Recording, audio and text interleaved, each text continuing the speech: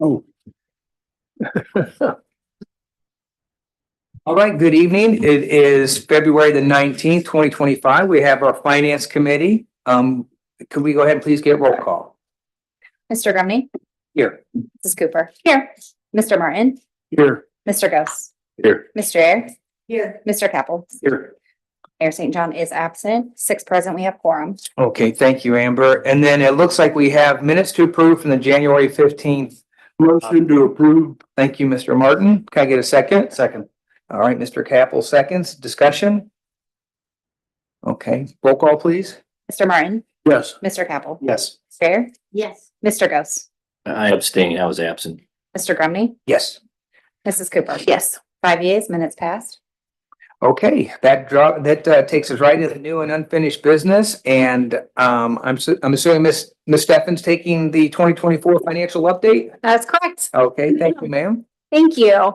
I do apologize. Normally I would have presented this financial update during the January meeting, but I was not able to attend being sick during that meeting. So I wanted to give it to you today instead of preparing the January financial report, which wouldn't really give us a whole lot of information anyway, since it being only 1 month worth of data. I thought this would be more appropriate to go through tonight.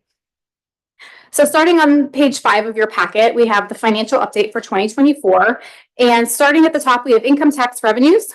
And this is just a little depiction in a pie graph form for where all the buckets of income tax revenue come from. The majority, or 64% of those income taxes, come from employer withholdings. So employees who work here in the city of Sunbury, their taxes withheld by their employer and remitted to RETA, and RETA distributes the funds to us. The smallest portion of that is the business tax, or the net profit tax, and that's collected on taxes earned by businesses that operate here in Sunbury.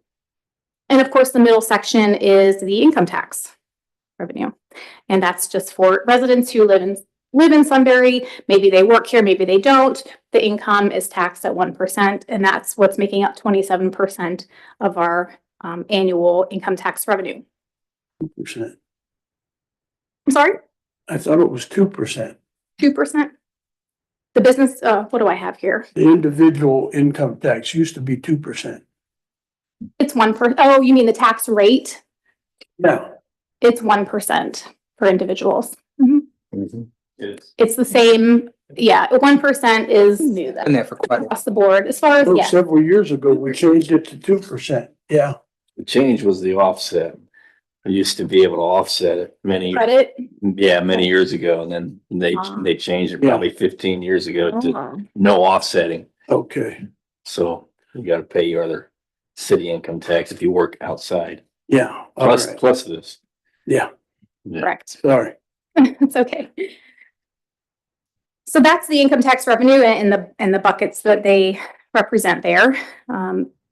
And I also have a graph down there at the bottom of page 5, which shows those same categories for the past 3 years. So 2024 is at the bottom, and we collected a little over $5 million in total. 2023 and 2022 above those, increasing year over year, as you can see, in every category except for the net profits, somewhat up and down. Moving on to the next page, at the top I have a graph that depicting the exact numbers of the graph that we just looked at. So I talk a little bit about withholding taxes and individual taxes and net profit taxes and how they have been trending over time in the paragraphs under there. I won't read them for you, but they're there for your reference. Looking at property tax revenues is next. We collected $674,000 in property tax revenues. That's distributed directly from the county twice a year. So that all was distributed directly to our general fund. And the general fund monies, as you know, go to pay for our general operating services, including our police department and streets department. Let's see. So I could go through some of the revenues that we collect as far as property taxes, which was just mentioned. Income tax is a little over $5 million in 2024. Intergovernmental revenues just under 2 million. And there's some other smaller categories down there below. Total general fund receipts in 2024 was just under $9 million. And in 2023, it was a little over $6 million. So we have about a $2.5 million variance between 2023 and 2024. Why the drastic difference in the intergovernmental revenues?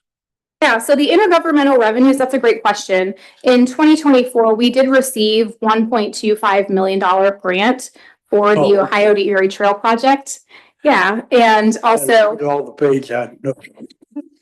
well, that's great, because that's what I do. I look at those differences and anticipate your questions and explanations. There's one in every crowd, too. It's all good. So yes, that was the major driver, increasing that intergovernmental revenue and from 2023 to 2024.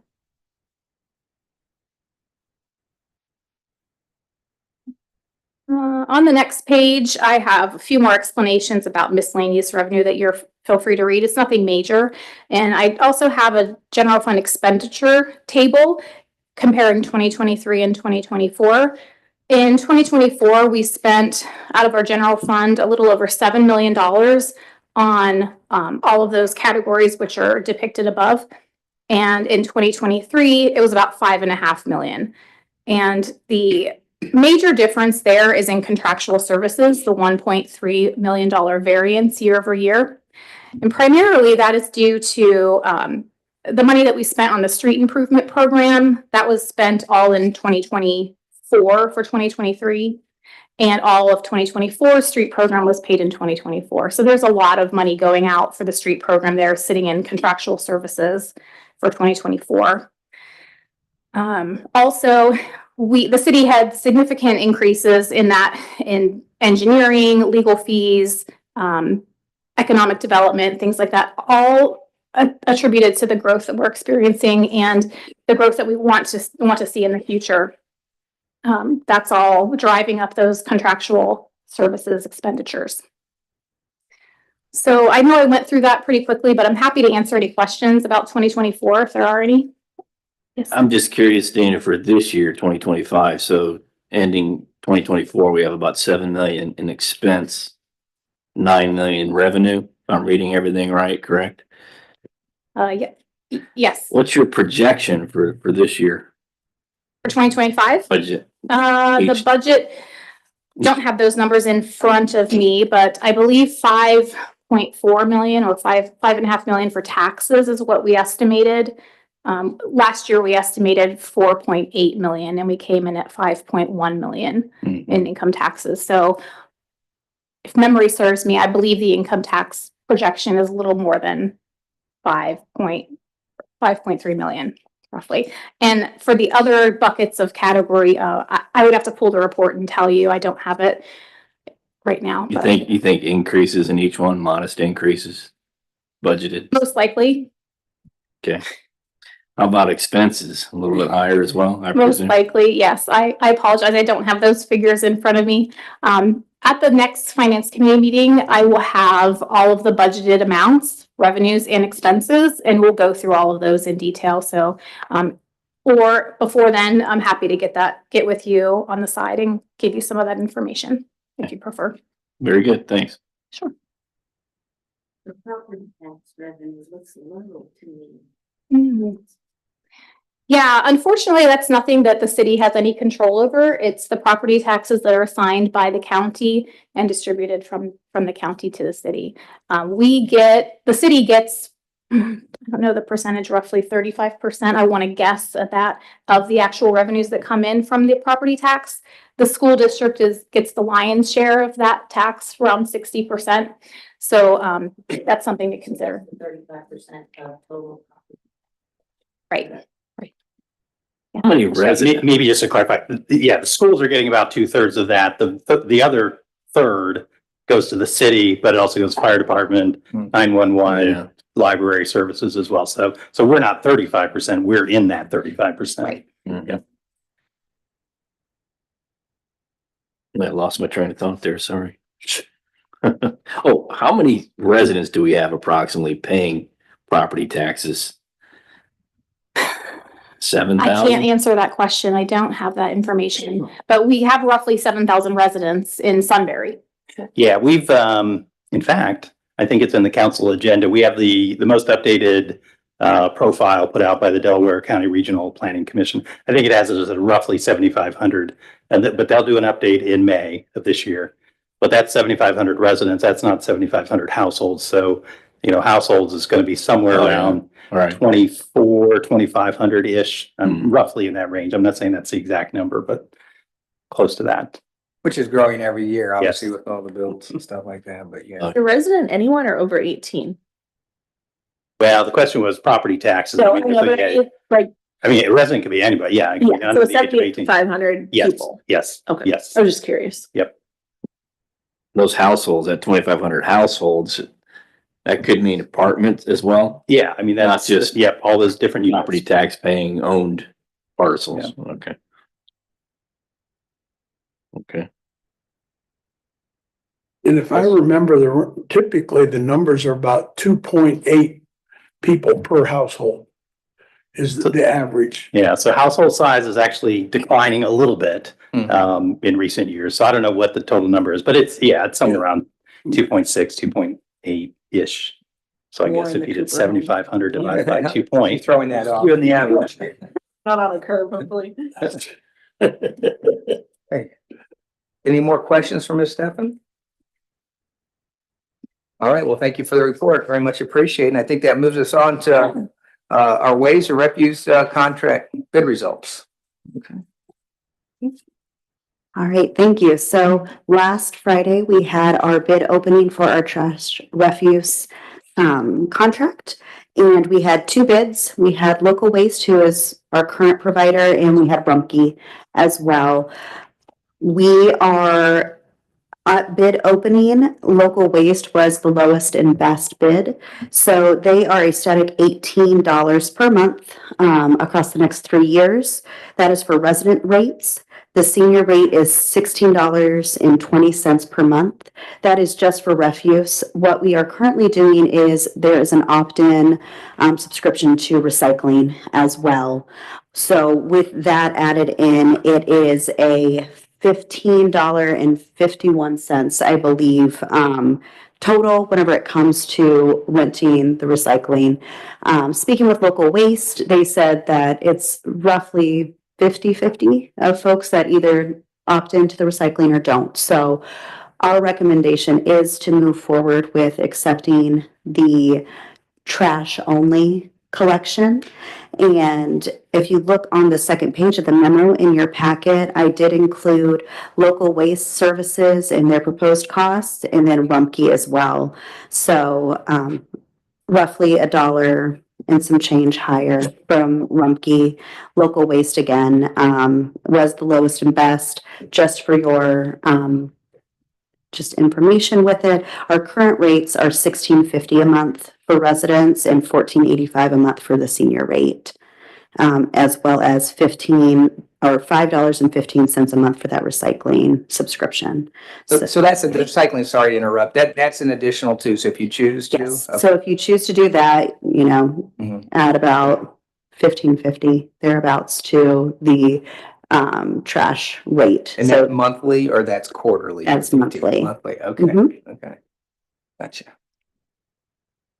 And we did bid it, it's a 3-year contract with the option to extend it for an additional 2 years if need be, which is what we did this past time as well. Mhm. So, Ms. Grafenler, do you need anything from this group then tonight as far as that contract or? I don't believe so. This is more informational. We do have the ordinance on the agenda just for first reading. We're not recommending moving forward with making a decision or passing it tonight. We wanted to get it before the Finance Committee, and then we are also introducing it to council tonight for first reading. Okay, great. And we're also making an attempt, I think, to get the Local Waste to the Services Committee meeting at the Yes. first meeting in March. Maybe just kind of talk a little bit about their services, Yep. where they are, and yeah, just before council acts. Will that be the meeting where we'll have to pass it? We will be looking for passage, yeah, at the March 5th meeting. So the decision has been, just to be clear, decision's been made then with Local Waste Services, or are we still weighing options, I guess. Yeah, so what Keelan is or showing you is basically the results of the competitive bid Right. process. They're the low bidder. Gotcha. And because they're the low bidder, again, staff's recommendation is that we Right. go with them. They're the lowest and best. That was the criteria in which they were going to be judged. Gotcha. It was part of the RFP. Also the current carrier. They are the current. Correct. carrier. A seamless transition. I don't know of any major complaints. No, I would definitely add that I think we've had a really good Yeah, relationship they do a with good local job. waste. Now, we had a snafu back during COVID where we had some contractual issues where their costs had, and we did have to break contract, I believe, to a certain extent. We did. But I also think we all understood that was kind of a very special case. And I have to say, working with the local waste staff, like when you run out at the last minute with some huge box, wait, take this. They're super easy to work with. They Yeah. take everything you leave out there. Yeah. That's right. I really I like like that. the service. I was gonna mention that. They all, man, they'll They take can any get unusual object, They can get it in there, they'll Yep. take it. 100%. very flexible. Any other questions for Ms. Graffmiller? Okay, thank you very much. I appreciate it. Okay, I think that moves us to an insurance renewal, 25-26 insurance renewal. Thank you. Mhm. On page 10 of your finance committee packet, there's a memorandum that I prepared for, to discuss the insurance policy. We get a renewal every year for the policy year and, it renews, March 1st. So we're coming up on that renewal date. If you recall, last February, we had a company come in and do an asset valuation. And part of that valuation was giving an appraisal value for all of our property. We sent that list of appraisals to Reinhardt Insurance, who is our broker for the property and casualty insurance. And after that, they sent us the renewal. And as you can imagine, it probably made a little bit of a change in what our policy looks like, given that we had a person physically come out here, walk through all of our properties and value everything. So with that said, the city contracts with the Ohio Plan for the risk management services for property and casualty. And the renewal is coming in at an increase of $11,687 for the year. And the exposure changes indicated on that renewal are listed there in items 1 through 5.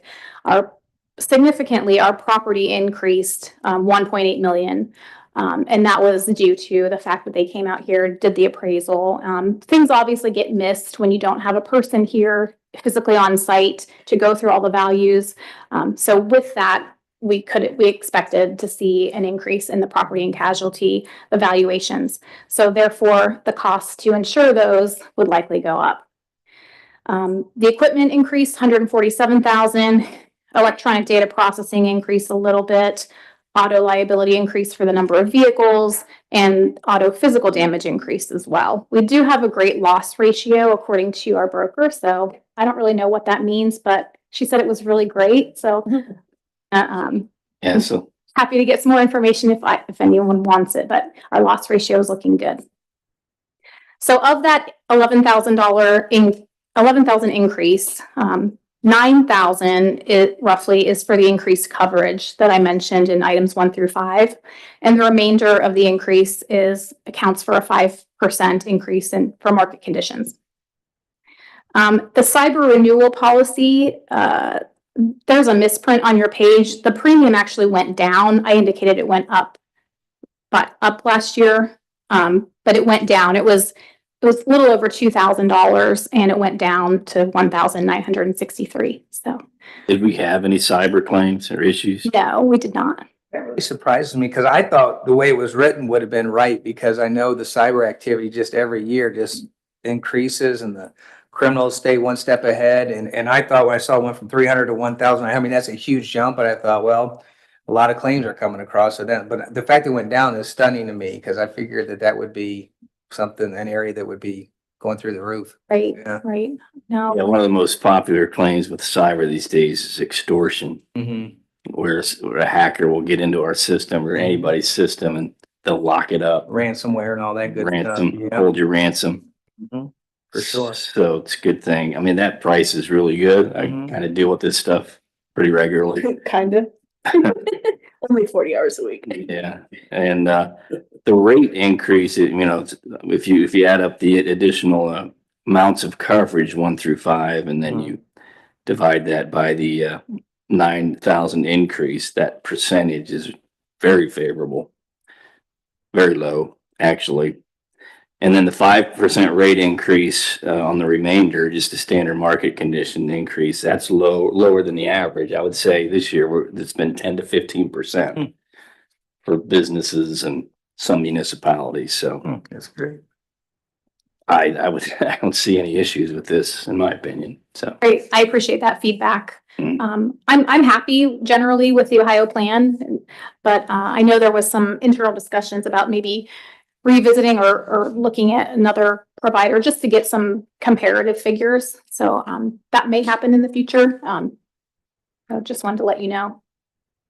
So that's the information on the insurance renewal.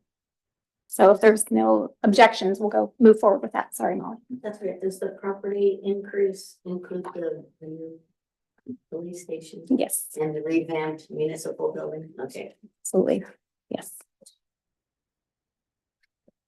Okay, any other questions about the insurance renewal?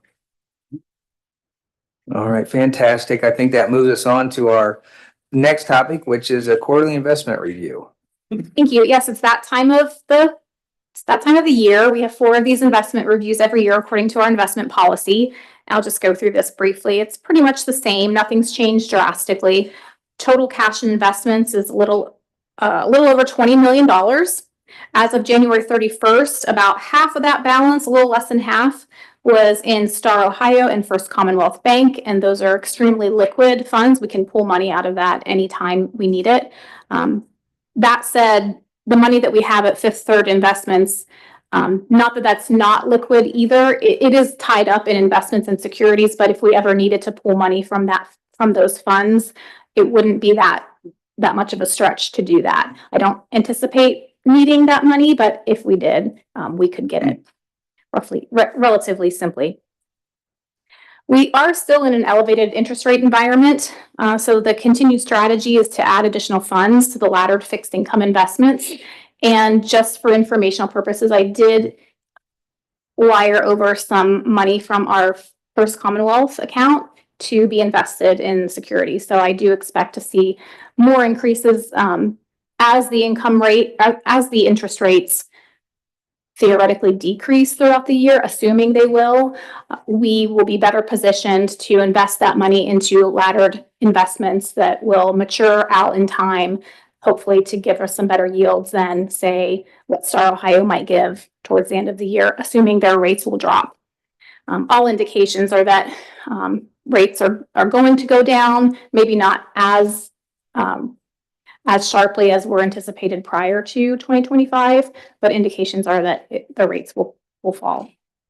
At least nobody has a crystal ball, but that's generally what I'm hearing. On the next page, the laddered investments, this is just a little pie graph of what we are invested in. We're about 1/3 in CDs, 1/3 in agency bonds, and 1/3 in money markets. So we're pretty diverse there. Economic update, there's just some snippets of information that I wanted to provide to give you a little bit of information as far as the economy is concerned. So nothing major to talk about in there, but information that's good to know if you care to read it. So that's here for you. And then in the Fifth Third Securities monthly portfolio statement, this is the detailed information on every investment that we have at Fifth Third Securities. And on pages 16 through 18, 16 and 17 mostly, we have a listing of every investment that the city has invested at Fifth Third Securities. And you can see the current book yields on every one of those, and also the call date, which is important to keep in mind, especially in an interest rate environment that could be potentially decreasing. Those call dates are good to look at. Noting that if we do have some money that could be potentially called, then we could expect to see lower yields for those. Something that I will continue to keep an eye on so that we can get the best return that we possibly can for the city's money. Yeah, all I have. that's fantastic. Yeah. Thank you. Thank you for that update. Any questions to Ms. Stefan on the review? Okay, I guess that we're coming close to home here. We have the banker book reconciliation and January check register. If there's anything of significance to point out in that, or No, there is nothing. The bank reconciliation is on the front page. It's all the same information that you've seen with updated numbers. Happy to provide details on any of that if anyone would like to see them. The complete check report for the month of January, it starts on page 20 and goes to the end of your packet. So if anyone has any questions on what we've paid to our vendors in the month of January, it's all there. So very transparent for everyone to see. And on page 19 of your packet is the year-to-date fund report for all of our funds for the month of January. At the beginning of the year, our total fund balance, a little over $21 million for all funds. And we are anticipating ending the year. Well, I'm going to back up and I'm not going to say anything because I don't have all my information here. I'll stop myself. Not certainly yet, anyway. yeah. Yes. That's all I have to present. I'm happy to answer any questions. Okay. Any questions on the reconciliation or check register? Okay, and then I think below on our agenda here, we have the year-to-date tax collections by category showing a 5-year history. And if there's anything specific to point out on that, or if that's just for our Yeah, there's nothing enjoyment. specific to point out. It is just 1 month worth of data. So I don't know how well I would rely on this to project it throughout the year. I wouldn't, but here's the information for you just in case. Okay. All right. Was there anything else on the finance side of the house that we need to talk about before we close the meeting? Well, we've got a little bit of time, so let me just provide a little bit of an update on where we are with the wastewater treatment plant financing. So earlier this month, Dana and I and the Verdantis CT Consultants team submitted an updated loan application to the Ohio EPA for the construction of the wastewater treatment plant. So as you remember, it's roughly $31.2 million for the construction. Our loan application is somewhere between $28 and $29 million. Keep in mind, we've got a grant. We talked a little bit about this, I think, if it wasn't the previous finance committee, it might have been the one prior to that. But we've got a grant from the state for $2.3 million, and then we've got cash in the bank as well that we're going to commit a portion of that to basically get us to the, again, 28 and a half-ish, somewhere in that dollar amount loan application. So we should know, I think it's early. Well, I think it's early March, first week of March, I think is when the loan committee meets. So we should know relatively soon, but we've been working with them for the last couple of years on this. So they knew it was coming, they're ready for it. So there's no surprises there. So once we have a firm number on that, we'll be back in front of you to, deal with the, signing of the loan documents. We are also working with the low bidder, Simonson Construction Company, and our design engineer, CT Consultants for Verdantis. And then we've also got the inspection services, Answer Advisory. So we've been working with that group to basically try to do some value engineering. We talked about trying to bring that number down a little bit, bring the construction cost down a little bit. If we can find some ways to maybe do things more efficiently or more cost effectively than were in the original design. So the first meeting has happened. We'll keep you posted on how that goes. There's certainly some ideas, but as for how much savings is there, and that's still going to take a little bit of work. But we're still moving ahead, I think, at the pace that we anticipated we would be moving. Awesome. Great. Okay. Any questions for Mr. Hennessy? All right.